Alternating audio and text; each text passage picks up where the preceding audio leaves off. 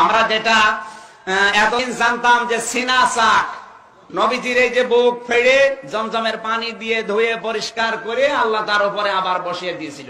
আপনার একটু চিন্তা আসে না যে নবীজির অন্তরের ভেতরে কি পাপের কোন কালিমা ছিল যে যেটা জমজমের পানি দিয়ে আল্লাহ ধুয়ে দিয়েছে?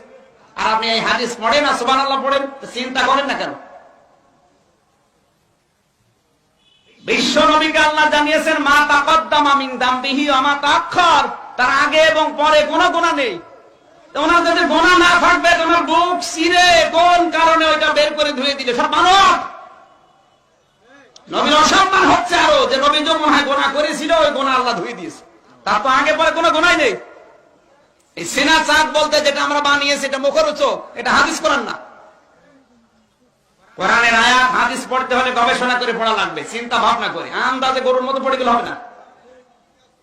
অথচ এটা আমরা লিখে সিলেবাস ভুক্ত আলেম তারা আছে জিজ্ঞাসা করেন এটা লিখে পাশ করিস।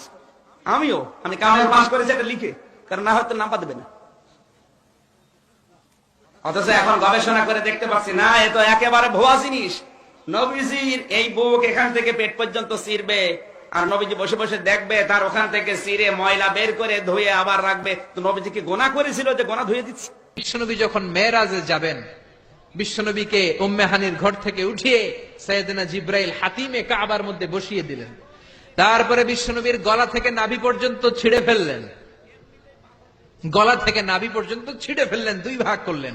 এটা বলে ওপেন হার্ট সার্জারি, কি বলে আরবিতে বলে শাক্কুস সাদার, সিনা চাক করলেন।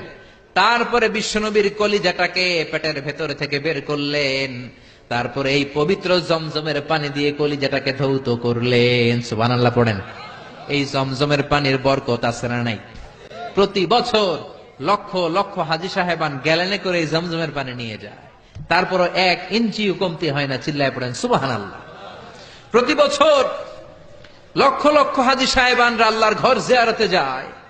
সৌদি ধর্ম মন্ত্রণালয়ের রিপোর্ট অনুযায়ী 2016 সালে হাজির সংখ্যা ছিল মোট 19 লাখ, ফরেন হাজি ছিল 15 লাখ, আর ন্যাশনাল মানে সৌদি হাজি ছিল 4 লাখ। মোট কয় লাখ? এই 19 লক্ষ লোক হজ করেছে 16 সালে। এবার 2017 সালে এটা 20 লক্ষ ছাড়িয়ে গিয়েছে। এই 20 লক্ষ হাজি সাহেব প্রতি বছর এভাবে হজ করছে। তারা যখন চলে এসেছে প্রত্যেকে 5 লিটার করে জামজামের গ্যালানের পানি নিয়ে এসেছে। প্রতিদিন 2 লক্ষ করে মানুষ উমরা করতে যায়, 5 লিটার করে গ্যালানকে গ্যালান পানি নিয়ে যায়।